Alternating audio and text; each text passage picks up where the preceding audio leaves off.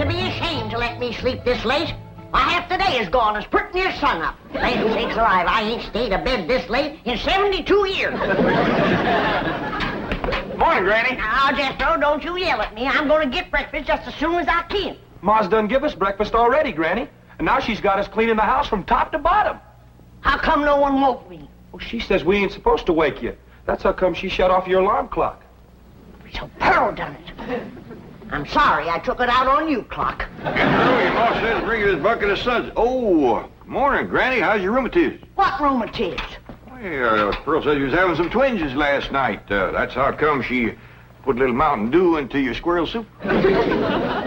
Pearl spiked my soup? Yeah, she figured it would help you to sleep. And you was liking it too, Granny. You kept asking for another slug of soup. Well, that's because I couldn't believe that Pearl could make such good soup. Granny, what are you doing up? Aunt Pearl said I was to give you your breakfast in bed. Beds is for sleeping, not eating. Well, Aunt Pearl said a body had to be waited on and took care of when it gets to be your age. My age? Why, I'm in the prime of life. And you tell your Aunt Pearl that... Never mind, I'll tell her myself. Nah, don't get riled up at Pearl. I reckon she's just trying to be helpful. She's about as helpful as an alligator in a swimming hole. I'd rather be caught twixt a pair of scrapping bobcats than two women trying to run the same house. Granny, I was just fetching this up to your room. Ma figured you probably want to sit and rock a spell when you was feeling strong enough to get out of bed. Jeffrey, you take that back outside. And while you're at it, you fetch some flowers for your ma's sick room. Ma ain't sick. She ain't met up with me yet. Where is she? In the kitchen doing the ironing. Ironing? I ain't done the washing yet. Ma done that while you were still in bed. All by herself? Oh, no. She had all of us helping. Ma gets a kick out of running things. She's gonna get a kick that she ain't looking for. I wanna boot her so hard that every time she sets down, she'll leave my footprints. Sakes alive. With all these newfangled gadgets, work around here is just plain. Where you going with that, Jeffrey? Outside. I told you to take it up to Granny's bedroom. Granny told me to take it outside. You're taking your orders from me and not from Granny. That poor woman is old and tired, and we owe it to her to let her rest. I just hope and pray when I get to be her age that somebody will be looking after me. You can quit hoping and praying. And if you keep messing around my kitchen, you ain't gonna get to be my age. Don't stand there. Do as Granny says. Take it outside. How do you feel, Granny? Did you sleep off the soup? I mean, did the soup help you to sleep? Now, you listen to me, Pearl, and you listen good. When you was a baby and you needed it, I spanked you. And when you was a toddler, I paddled you. And when you was a young'un, I swished you. And I can still do it, Pearl. Besides, the target's a heap much bigger today. Honey, don't be riled. You was looking poorly last night, and I figured you needed a little rest. Honest, you look like the dogs that had you under the porch. You can't scare me with that. I got a head of steam bigger than it has. Gonna make pretty music when you make it shake like this, Uncle Jed? That ain't for playing with, Jethro. You bust that and your ma'll tan you good. Mom, I didn't wash the front of the house as high up as I can get. I'll need a ladder to get the whole thing. Pearl getting you to wash the whole outside the house? Yes, sir, she said every inch of it. Oh, if she ain't the cleanest woman. Oh, come on, I'll help you. Granny? Granny! You can hurt a body with an iron skillet like that? Oh! Jethro, protect your ball! How can Granny hurt your ma? You said she was too old to get out of bed. I was too old to get out of bed. Here comes. Oh! I get it, Mom. Hey, Jethro, that looks like fun. I'll swing you now, but you gotta swing me later.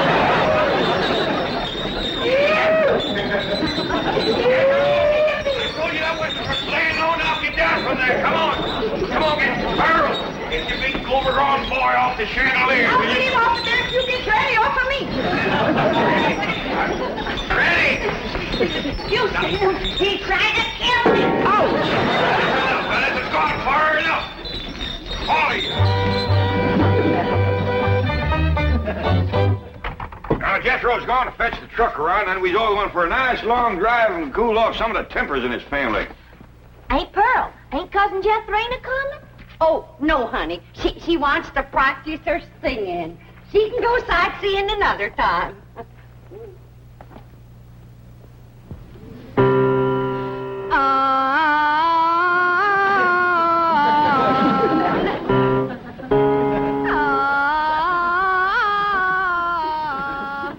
Listen to that. You ought to be ashamed of yourself running off and leaving a child that sick. Jethrina ain't sick, she's singing. Well, she's singing sick. For your information, my daughter's training for the stage.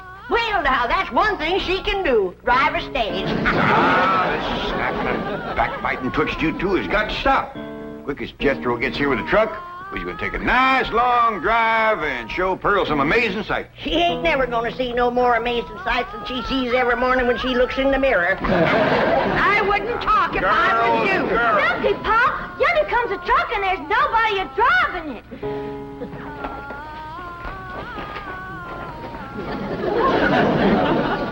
What's the trouble, Jethro? It's out of gas, Uncle Jed. They ain't even enough to get to the filling station. Yeah, I'll tell you what, Enemy, you run the house to get Granny's jug. The big one. Ooh, don't tell me that child ain't sick. Nobody makes a noise like that on purpose. You're going to be sorry you said them things when Jethrina commences singing with a big orchestra like Rudy Valley.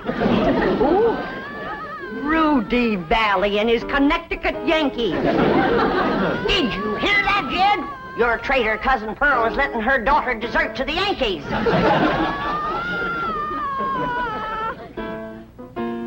Well, I reckon they're getting what they deserve. There you are, Pop. Thank you, Enemy.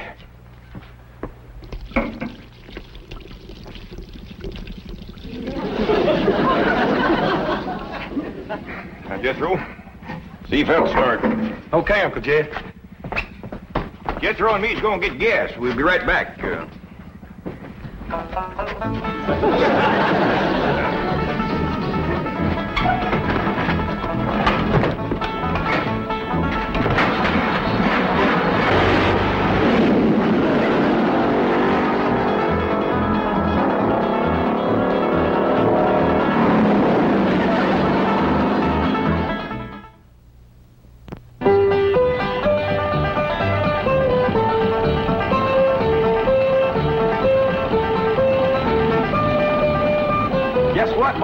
They tell me at school there's lots of movie stars live on this street.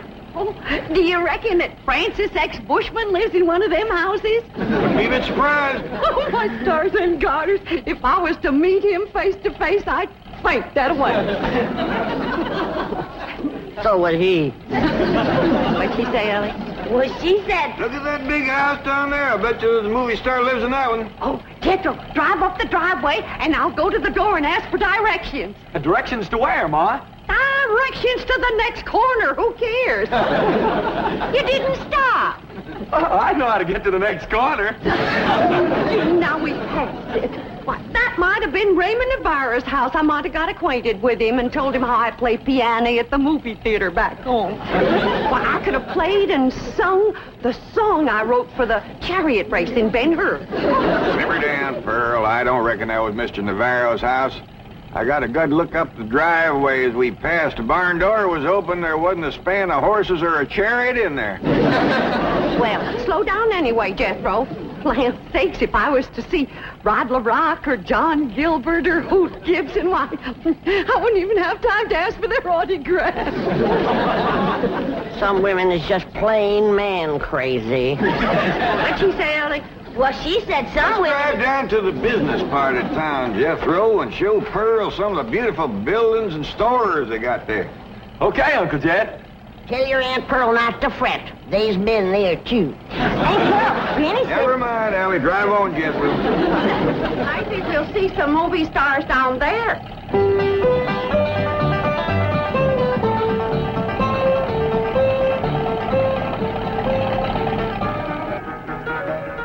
Come in, folks. The movie's about to begin. By the way, the wax figures out front are by courtesy of the Beverly Hills Movie Museum. Looky, ain't Pearl? There's a movie picture theater up yonder. Yeah. I wonder if they need a right good first-class piano player. Why, do you know one? I have taken Say, all... Pearl, ain't them movie stars out in front of that theater? Stop a minute, Jethro. I can't believe it. It's Douglas Fairbanks, Rudolph Valentino, and William S. Hart. I have never seen one woman as man crazy and movie star crazy as William S. Hart. Let me off of here. Pearl, drive on before we embarrass them poor fellers. Bill, honey, you're my hero. Yoo-hoo, yoo-hoo.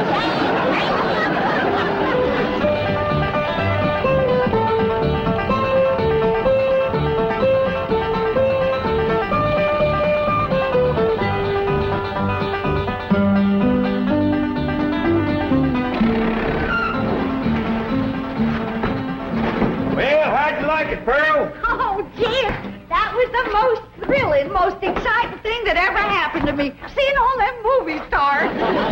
Did you see how old Bill Hart stood there with them steely eyes just a-staring at me? You bet you, Granny. And Rudolph Valentino kind of gave me a scorcher of a look, too. You sure did, Pearl. How about them green drawers that Mr. Fairbanks was wearing? You did. You ought to dye your drawers that color. Oh, Pearl, red's my color.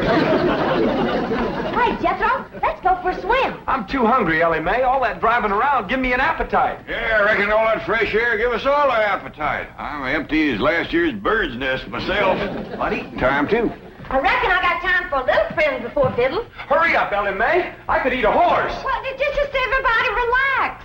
I'll have victuals to cook in for you can say Jack Robinson. Jack Robinson. And you stay out of my kitchen. I believe that kitchen happens to belong to my cousin Jake. Well, I's a granny. And grannies is closer than cousins. Not when the granny's on the wife's side. I got clamped blood in my veins. You want to keep it there, you stay out of my kitchen. Hey, Uncle Jed, come on back. There's going to be a fight. I don't fight nobody twice my age. There ain't nobody twice your age. I happen to be on the sunny side of 45. Well, then move into the shade. You're drying up something awful. Now, hold on. Who's closer related to you, Jed? Her or me? I is, 'cause I's a granny. You're a mother-in-law. A blood cousin. You're gonna be... Oh, no. I reckon you're both just as close related to me as folks can be, 'cause I love you both equal. And it'd pleasure me if you'd shake hands. And come out fighting. Come on now, shake hands. Granny, you start it off. Come on. Now, shake hands. Come on, Granny, shake hands with Pearl. Hey, all right, now, Granny, say something nice to Pearl. Go on, say something nice. Pearl? I never did see anything prettier than the weather is today. Now, Granny. Well, that was friendly. Well, say something nice and friendly about Pearl. Don't force her, Jed. Ain't forcing her. She's just trying to think up something extra special nice now, ain't you, Granny? Yeah, and it ain't easy. See? Oh, Pearl. She's always bragging on you. How pretty you are, or what a nice figure you got. I bragged on Pearl's figure. You sure did. You said Pearl got the kind of figure a man likes. Yep. And then I said, too bad a man didn't get it instead of Pearl. I wouldn't talk if I had a figure as bony as you. Now, Pearl. You're built like a sack full of horseshoes. And you're built like a sack full of doorknobs. Now, let me tell you... Uncle Jed, you're breaking up a good fight. Yeah, why don't you go out and help your sister DouglasIrene? Well, what's she doing? I don't know. Find out what she's doing and go help her. Ah, you never let me have any fun. I'm asking you just as nice as I know how to stop all this backbiting and bickering. You're both fine-looking women. I'm proud to be kin to you. Why, if folks didn't know, they'd think you was Ellie Mae's sisters. Oh, Ellie, honey.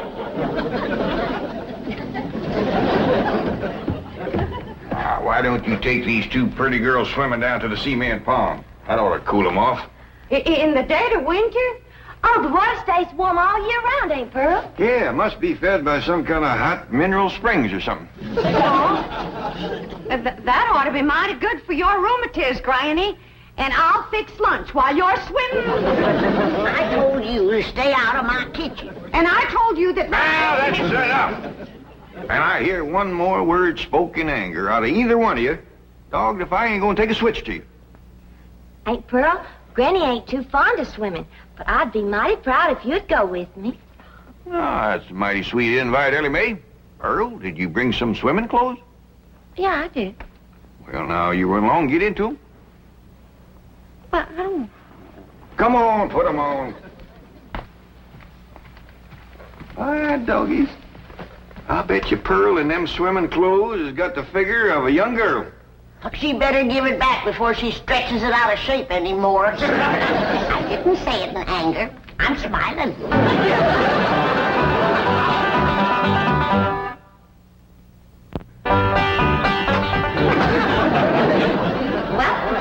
I'm ready for the water.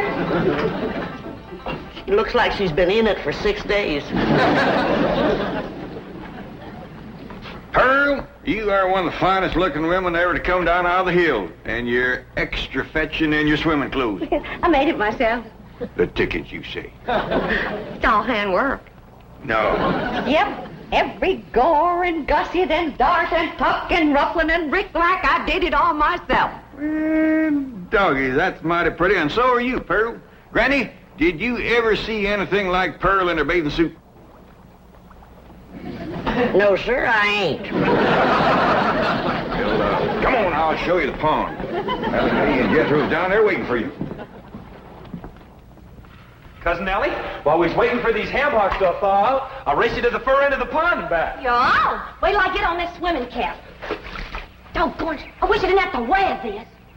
Granny says that pond water's bad on my hair. Well, why don't you cut some of that hair off? Hey, that's a dandy idea. Would you do it for me, Jethro? Well, sure. And I could find something to... Hey, there's some shears. Well, I get off close to my head, Jethro. Okay. I want it short as yours. Well, hold still. I don't want to shorten your head none. Jethro! Yeah, Uncle Jed. Hold on there. What do you think you're doing? Fixing to cut Ellie's hair. Well, I get off short, Paul, so as it won't get in my eyes when I swim. I'd sooner cut off my arm than that beautiful hair of yours. Now, don't you never get a notion like that in your head again, nor you neither. You mean I gotta let my hair grow long as Ellie's? Jethro, why don't you try using your head for thinking? I have tried, Ma, and it hurts. Keep an eye on these two. I gotta go back up the house. I will, Jed. Hey, Ma, you want to race Ellie and me to the fur end of the pond and back? In the water? Yes, sir. And get my swimming suit wet? Yeah. Oh, you do bear watching, both of you. You see them ham hocks? Yeah, Ma. Where'd they come from? From pigs, I reckon. How did they get here? I took them out of the icebox. I was getting awful hungry. Was you going to eat them raw? Of course not. Huh. I was going to keep my swimming trunks on. Ellie Mae, Yeah, Pearl. what is this thing? Looks like a stove on wheels. Well, that's what it is. It's called a portable barbecue. You just put a fire in there, then you lay the meat on this thing. All right. Ellie Mae, you fetch some firewood. Jethro, you slice them ham hocks.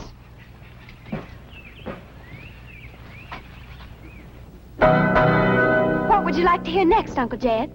Well, can you play Dixie? Why, sure. I sure do like to sing that song. It's right good for dancing, too. Would you do a jig? Well, if the music happens to get down around my feet, I might just cut loose and stomp a spell. Better take my coat off just in case it does.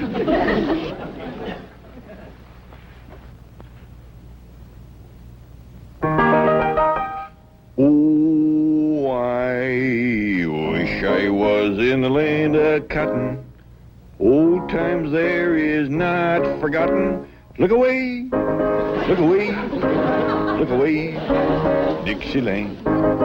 I wish I was in Dixie. Hooray, hooray. In Dixieland I'll take my stand to live Dixie, away, Away, away down south of Dixie. Away, away down south in Dixie.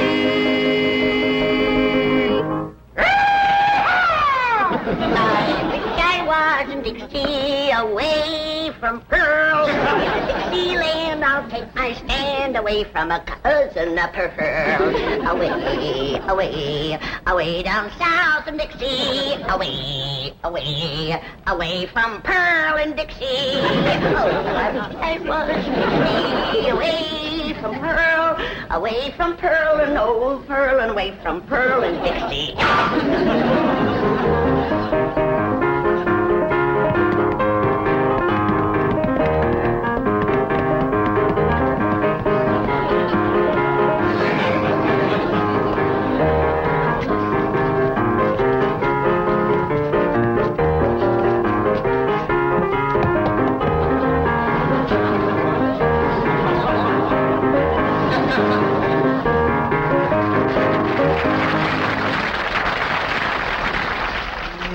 Boy, ain't nothing smells as good as ham cooking, Ma.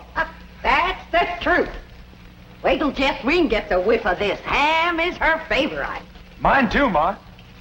Come on, hurry up. Catherine, what is that delicious smell I'm a-smelling?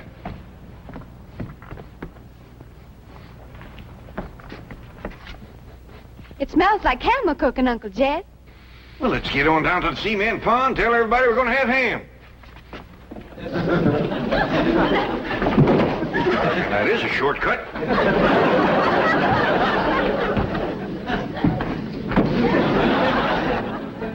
When the family tastes these riddles, they ain't never gonna let Pearl near the kitchen again.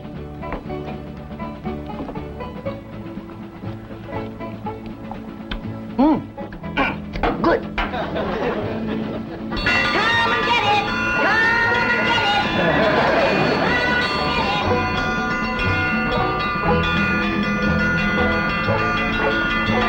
Come on, everybody! Victuals on!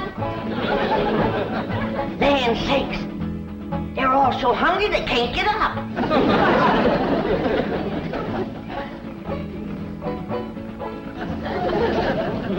Come on, Jethro, I know you can make it. Oh, please, Granny, we just done eat 5 hams. Dad? Granny, them little hams is the best you ever cooked. I didn't cook no hams. I cooked them, Granny. How'd you get in my kitchen without me seeing you? I cooked them on this here stove with wheels. Ma can cook anywhere. Well, let's see her cook where I'm gonna Don't do it, Granny.